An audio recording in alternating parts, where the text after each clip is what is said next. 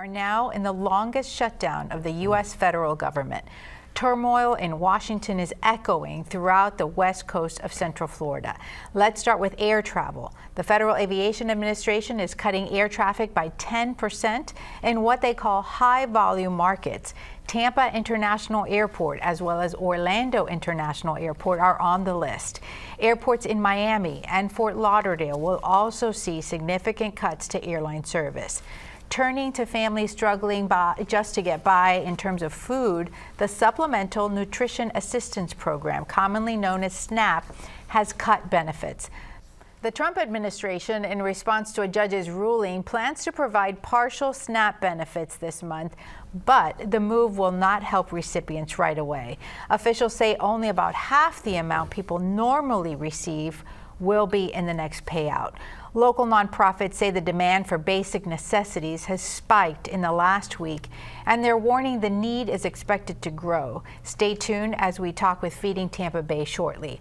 And a key reason driving the stalemate in Washington is the extension of subsidies for the Affordable Care Act health plans. As open enrollment begins, premiums on the ACA marketplace are projected to jump about 26% next year. Florida is one of the top states receiving subsidies for ACA plans, and it's also the state with the highest proportion of recipients under the age of 65 who get their health insurance from ACA. Joining us in the studio, we want to start with Mark and Victor. Mark, this is not a situation where anyone seems to be winning, Republicans and Democrats. What is the latest in terms of impacts in our economy? So actually I looked it up to see what the greatest impact was, and not surprisingly, it's aviation.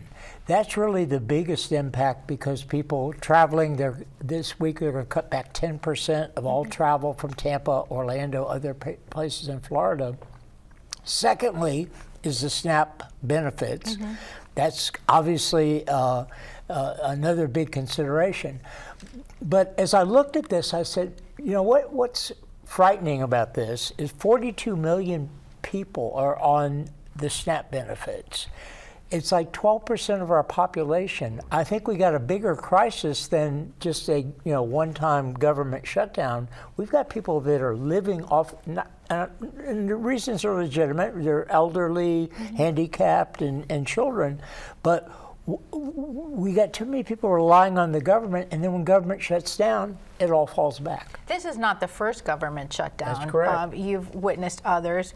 What is the political climate now doing to help or prevent any kind of movement towards a compromise? Well, one thing I would say is that the elections on Tuesday, now Vic's going to have a different opinion. My opinion is that because the election's on Tuesday, the Democrats made their point. We only need 5 Democrats to vote for in the Senate to vote for the continuing resolution, which basically no changes in what we have.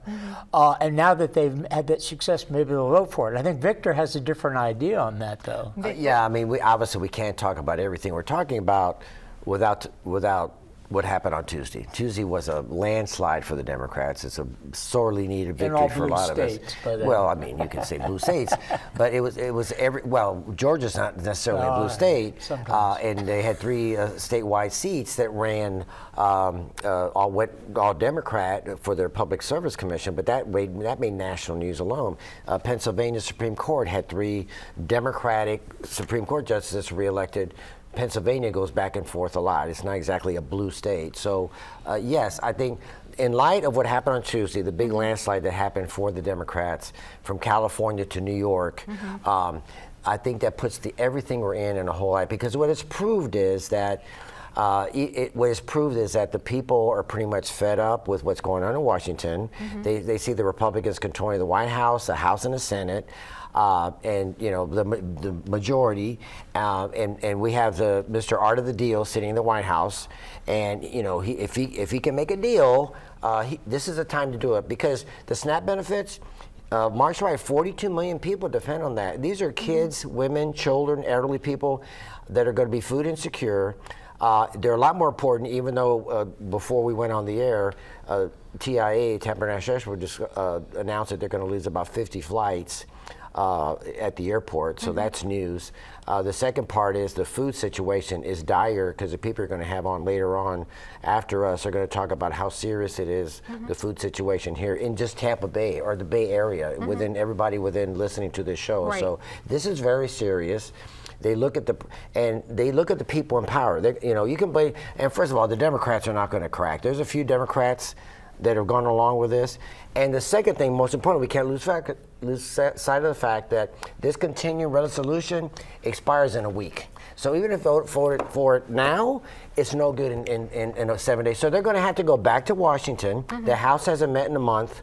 The continuing resolution had a day to begin and a day to end. It was only going to be a 6 or 7 week continuing resolution. So that's done. So now the House is going to have to meet. Johnson's going to have to swear in that woman from Arizona so we can do the Epstein file stuff. So there's a lot of stuff going on. There's a silent majority of voters who say, why can't we come to some sort of a negotiation? And it just seems from the quotes from our leadership that they are moving further and further apart. You had Schumer called it a shellacking, and then you have Thune also saying, when it's their fault, when can we get together and vote? And so it seems that there is growing frustration within the public, but that the politicians may not be getting that message. I think Thune wants to negotiate. I think his only pressure is coming from the White House to not negotiate. So I think Thune, the Senate is a much older, more deliberative body. Those guys aren't going to do the nuclear option because they know in a year and a half, if the Democrats take over, which they have an opportunity to do in the elections coming here right around the corner, then they're going to be screwed because now they're going to be not have a vote. Just ask one question. Yes. What if 6 weeks ago, when the continuing resolution first came on, the Democrats had voted for it? They could now be in negotiations on the health care plan and everything else. Now, once if they ever do pass that, it's taking a longer time to resolve that issue. So they said, look, this is the only thing the Democrats have because you need leverage. You need 60 votes to pass anything in the Senate. So this is the only thing they have. And what proved on Tuesday was people around the country said, the winning group here is not the Republicans, it's the Democrats. But I think it's always, the people in power are going to always, particularly in the off year, are going to be. So yes, it's Republican now, but it could have been Democrat. So right, but the Republicans are in charge. They're in charge of the House, the Senate, and the White House. Okay, I'm with you. So the only leverage, and we said, look, sit down with us, let's negotiate, because we're also going to throw out off of health care. They cut $1 trillion off of Medicaid, Medicare. Obamacare, affordable. Yes, that's what the Democrats are fighting for. This other stuff is now you're starving babies and women and children. Only the Senate, 5 Democrat senators vote for it, and the shutdown's over. And if they sit down and negotiate and say, okay, we'll restore the ACA funding, Medicaid funding, then they can go back to business. And that's I do want to point out that there are things that are not affected. Government contractors, unlike direct federal employees, typically do not receive the back pay on the shutdowns. Following the 2019 shutdown, Congress passed the Government Employee Fair Treatment Act, and that basically provides immediate retroactive pay to federal employees after a shutdown ends. However, just because you're furloughed does not mean that you will receive back pay. They have to, Congress has to approve that. By the way, so we will continue to follow those. $15 billion a week that we're losing as a result of the shutdown.